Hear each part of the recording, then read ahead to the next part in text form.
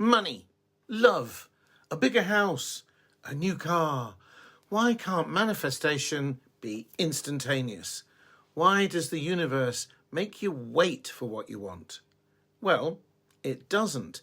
And I'm going to tell you how to overcome that. Keep watching.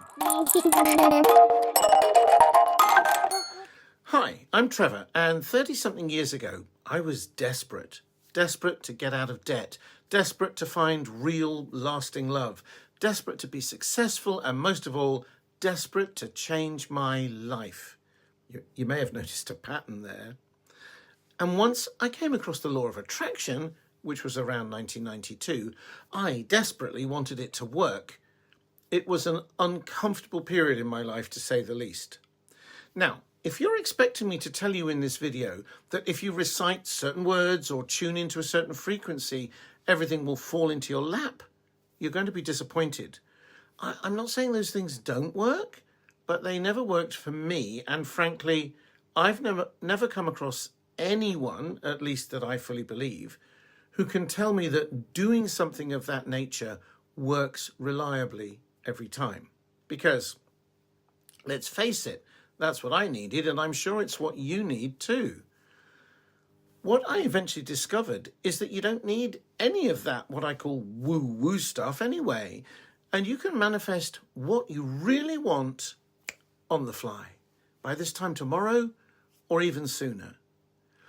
If you'd like to know more about my very down-to-earth approach to the law of attraction and manifesting, I suggest you start with my free ebook, Let's Manifest a Ferrari.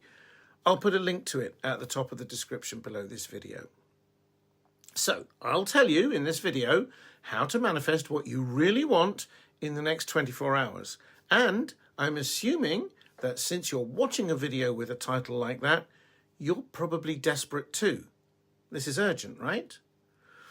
The issue is, and you and I both know this to be true, that if you try to, say, manifest winning the lottery tomorrow, you're likely to be disappointed. Even if that could be somehow made to work, what if there are 10,000 other players with needs just as urgent as yours? And what if they all know the same manifesting technique? What if they're better at it than you?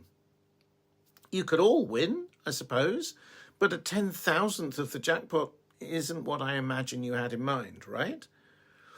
So, this is where you and I are going to fall out, but only for a moment, so listen up. I'm going to suggest that winning the lottery isn't what you really want. Not really. Now, you might tell me that there are creditors snapping at your heels. I get it. I've been there. I thought I was going to lose my home once. In fact, I was certain of it. There was just no way I could afford the mortgage I'd been left to manage alone after my first wife and I split up. We didn't have a lottery in the UK back then, so that particular idea never occurred to me, but I'm sure it would have done. But not only did I end up not losing my home, a story I've told elsewhere, but that wasn't what I really wanted anyway. I mean, I thought it was at the time, but it wasn't. In fact, a bit like Dorothy's magic shoes in The Wizard of Oz. You remember, the ones that could have taken her back to Kansas with a few clicks of her heels. I had what I really wanted. Let me explain. Suppose the urgent need is for money, and let's suppose the money showed up. Woohoo! Off you go and pay whatever it is you've been so desperate to pay for, or maybe to buy. How would you feel? Relieved? At peace? You'd be able to sleep easier? Of course you would. And that's what you really want. The issue is you're seeing the money as the only route to that. No money, no relief. Just continued stress and worry and more sleepless nights. But you'd be wrong. There are an infinite number of ways your financial situation could be taken care of. The issue isn't the lack of a solution. It's your inability to think of an alternative one. That's fine. It's perfectly natural. We all get stuck there. That's part of being human. We can only draw on experience. But the universe, that greater intelligence, greater by an astronomical number of light years, has no limit to the number of ways it could solve your problem. In the case of my unaffordable mortgage, by a series of the most ludicrous and utterly unforeseeable coincidences, I met a woman who became my lodger, and the mortgage problem was solved overnight. The issue isn't lack of solutions, it's that we don't trust the universe to find us one. I told you that I already had my solution, and that was months before the lodger showed up. I just didn't recognise it at the time. It was that I had a sense that I wouldn't end up on the streets. Somehow, even if it had been a friend's sofa, I'd have kept a roof over my head. I had a sense of personal safety, even though rationally it wasn't feasible to keep the house. The sums just didn't add up. And yet a solution appeared. That all happened back in the early 1990s and was right at the beginning of my journey with the law of attraction. I tried to use it the way the book said, using creative visualization and reciting affirmations mostly. Given that all of that was against a background of fear and of coming to terms emotionally with the collapse of my marriage, even I could see that the chances of manifesting any money were slim to none, but it was the best I had at the time. It's happened many other times too. Between my marriages, I thought that the way to end loneliness was to meet women through a dating site. I met plenty of women, but it wasn't the solution I thought it would be. When I finally met and married my fantastic wife in 2006, it was again through an absurd series of coincidences. I mean, you couldn't make it up, and if you did, you'd be accused of being more fantastical than Disney. I could tell you more tales like these, but this isn't about me. Whenever you want something, no matter how urgent or desperate things seem, pause for a moment and ask yourself, if I got this, how would I feel? The answer to that is what you really, really want. I know it doesn't always seem that way. There are thousands of people every day buying courses on how to get your ex back, for example. I did go through one breakup where I badly wanted her back. She didn't love me, and she'd told me so, but it made no difference to my feeling of desperation back then. I wasn't wise enough to ask myself the question at that time, but I think if I had asked myself, if she comes back, how will I feel? I'd have said, loved.